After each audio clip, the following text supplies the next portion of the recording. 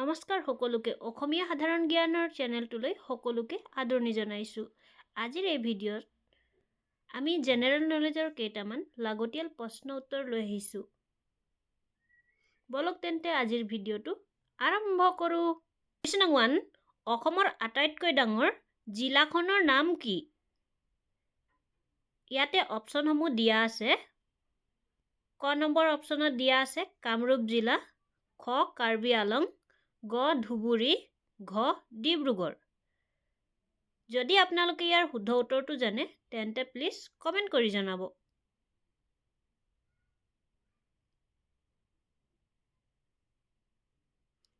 ইয়াৰে শুদ্ধ উত্তৰটো হ'ল কাৰ্বি আলং। কুৱেশ্যন নম্বৰ 2, অসমৰ জাতীয় সংগীত অ মোৰ আপোনাৰ দেশ পোনপ্ৰথমে কোনখন আলোচনীত প্ৰকাশ পাইছিল? অপশ্যনসমূহ ইয়াতে দিয়া আছে। ক জোনাকী, খ অৰুণোদয়, গ বাঁহী আৰু ঘ হৈছে আহ্বান।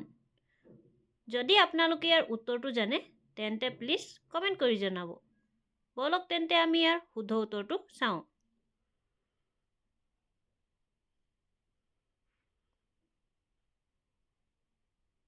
ইয়াৰে শুদ্ধ উত্তৰটো হ'ল বাঁহী। কুৱেশ্যন নম্বৰ 3, অসমৰ একমাত্ৰ মহিলা মুখ্যমন্ত্ৰী গৰাকী কোন আছিল? ইয়াতে অপশ্যনসমূহ দিয়া আছে। ক আনোৱাৰা টাইমুৰ, খ সুচেতা কৃপালনী, গ মামণি ৰয়ছম গোস্বামী আৰু ঘ হৈছে বিমলা প্ৰসাদ চলিহা। যদি আপোনালোকে ইয়াৰ শুদ্ধ উত্তৰটো জানে তেন্তে প্লিজ কমেণ্ট কৰি জনাব।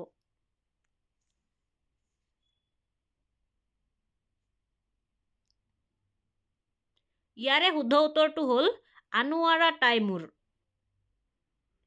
কুৱেশ্যন নম্বৰ 4, নামঘোষা কোনে ৰচনা কৰিছিল? Option A Srimanta Sankardev, option খ নম্বৰ অপশ্যন মাধৱদেৱ আৰু গ হৈছে ভট্টাদেৱ, ঘ হৈছে আজান ফকীৰ। বলক তেন্তে আমি ইয়াৰে শুদ্ধ উত্তৰটো চাওঁ।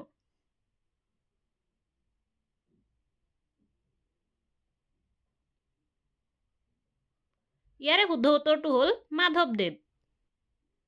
কুৱেশ্যন নম্বৰ 5, কাজিৰঙা ৰাষ্ট্ৰীয় উদ্যান কিহৰ বাবে বিখ্যাত? ইয়াতে 4টাকৈ অপশ্যনসমূহ দিয়া আছে। ক বাঘ, খ এশিঙীয়া গড়, গ হাতী আৰু ঘ হৈছে সোণালী বান্দৰ। যদি আপোনালোকে ইয়াৰ শুদ্ধ উত্তৰটো জানে তেন্তে প্লিজ কমেণ্ট কৰি জনাব।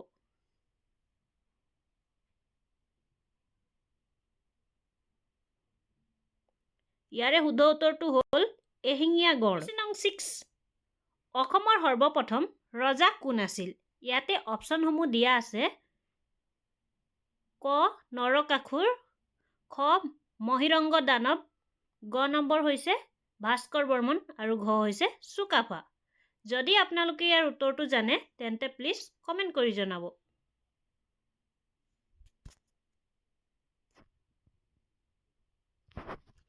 ইয়াৰে শুদ্ধ উত্তৰটো হ'ল মহিৰংগ দানৱ।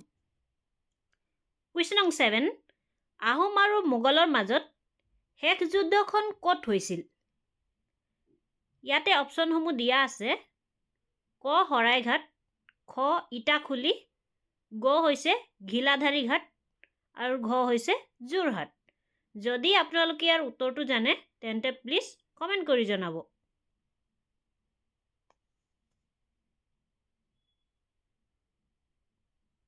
ইয়াৰে শুদ্ধ উত্তৰটো হ'ল ইটাখুলি। কুৱেশ্যন নম্বৰ 8, অসমৰ চাহৰ ৰাজধানী বুলি কোনখন চহৰক জনা যায়?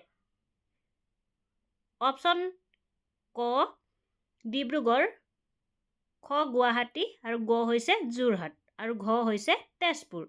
যদি আপোনালোকে ইয়াৰ উত্তৰটো জানে তেন্তে প্লিজ কমেণ্ট কৰি জনাব।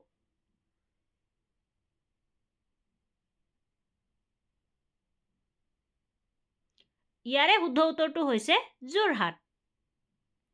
কুৱেশ্যন নম্বৰ 9, নামবৰ অভয়াৰণ্য কোনখন জিলাত অৱস্থিত?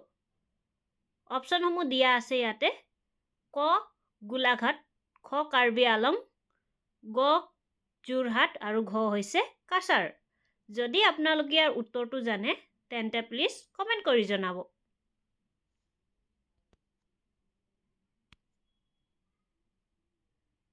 ইয়াৰে শুদ্ধ উত্তৰটো হ'ল কাৰ্বি আলং।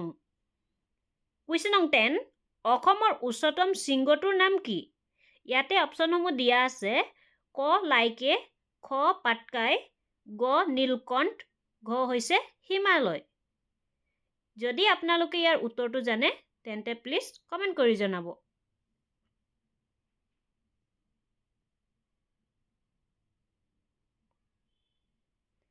ইয়াৰে শুদ্ধ উত্তৰটো হৈছে লাইকে। কুৱেশ্যন নং 11, অসমীয়া সাহিত্যৰ ৰসৰাজ বুলি কাক কোৱা হয়?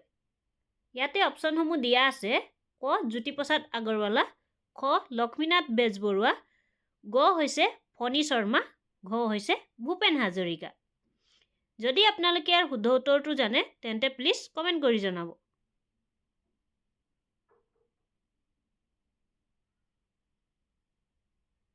ইয়াৰে শুদ্ধ উত্তৰটো হ'ল লক্ষ্মীনাথ বেজবৰুৱা। কুৱেশ্যন নং 12, প্ৰথম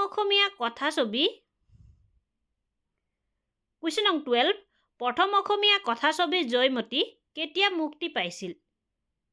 অপশ্যনসমূহ ইয়াতে দিয়া আছে ক 1930 চনত, খ 1935 চনত, গ 1940 চনত আৰু ঘ হৈছে 1945 চনত। বলক তেন্তে আমি ইয়াৰে শুদ্ধ উত্তৰটো চাওঁ।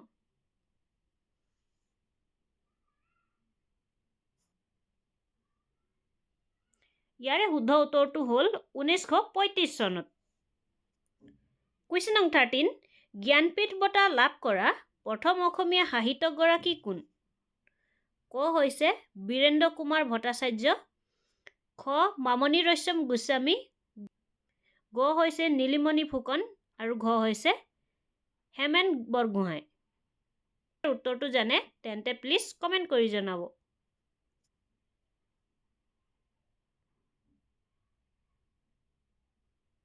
ইয়াৰে শুদ্ধ উত্তৰটো হ'ল বীৰেন্দ্ৰ কুমাৰ ভট্টাচাৰ্য। কুৱেশ্যন নং 14, অসমৰ জাতীয় উৎসৱ কি? ক দুৰ্গা পূজা, খ বিহু, গ ঈদ, ঘ ফাকুৱা। যদি আপোনালোকে ইয়াৰ উত্তৰটো জানে তেন্তে প্লিজ কমেণ্ট কৰি জনাব। বলক তেন্তে আমি ইয়াৰ শুদ্ধ উত্তৰটো চাওঁ।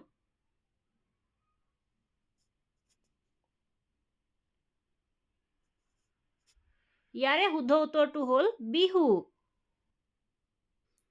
কুৱেশ্যন নং 15, মাজুলী কোনখন নদীৰ বুকুত অৱস্থিত?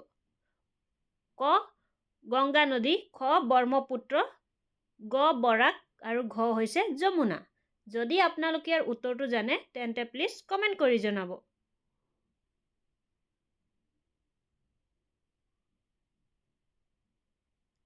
ইয়াৰে শুদ্ধ উত্তৰটো হ'ল ব্ৰহ্মপুত্ৰ। কুৱেশ্যন নং 16, লুইত কোঁৱৰ বুলি কাক জনা যায়? ইয়াতে অপশ্যনসমূহ দিয়া আছে ক জ্যোতিপ্ৰসাদ আগৰৱালা, খ বিষ্ণুপ্ৰসাদ ৰাভা, গ ৰুদ্ৰ বৰুৱা আৰু ঘ হৈছে পাৰ্বতী প্ৰসাদ বৰুৱা। বলক তেন্তে আমি ইয়াৰে শুদ্ধ উত্তৰটো চাওঁ।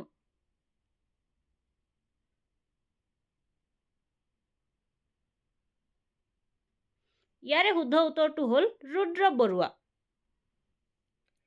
কুৱেশ্যন নং 17, ব্ৰহ্মপুত্ৰৰ উত্তৰ আৰু দক্ষিণ পাৰক সংযোগ কৰা প্ৰথম দলং কি? ইয়াতে অপশ্যনসমূহ দিয়া আছে ক শৰাইঘাট দলং, খ কলীয়াভোমোৰা দলং, গ বগীবিল দলং আৰু ঘ হৈছে ঢলা শদিয়া। যদি আপোনালোকে ইয়াৰ উত্তৰটো জানে তেন্তে প্লিজ কমেণ্ট কৰি জনাব। ইয়াৰে শুদ্ধ উত্তৰটো হ'ল শৰাইঘাট দলং। কুৱেশ্যন নং 18, অসমত প্ৰথম তৈলখাট ক'ত খন্দা হৈছিল? ইয়াতে অপশ্যনসমূহ দিয়া আছে ক ডিগবৈ, খ নাহৰকটীয়া, গ হৈছে মাকুম আৰু ঘ হৈছে দুলীয়াজান। যদি আপোনালোকে ইয়াৰ উত্তৰটো জানে তেন্তে প্লিজ কমেণ্ট কৰি জনাব।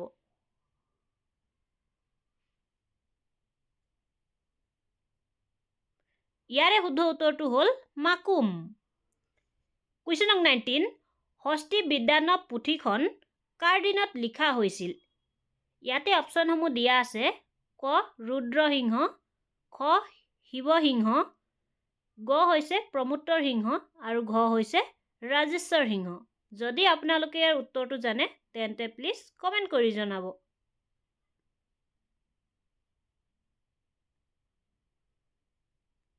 ইয়াৰে শুদ্ধ উত্তৰটো হ'ল শিৱসিংহ। কুৱেশ্যন নং 20, সতী জয়মতীৰ স্বামীৰ নাম কি আছিল? ইয়াতে অপশ্যনসমূহ দিয়া আছে। ক গদাধৰ সিংহ, খ জয়ধ্বজ সিংহ আৰু গ হৈছে চক্ৰধ্বজ সিংহ আৰু ঘ হৈছে প্ৰতাপ সিংহ। যদি আপোনালোকে ইয়াৰ উত্তৰটো জানে তেন্তে প্লিজ কমেণ্ট কৰি জনাব।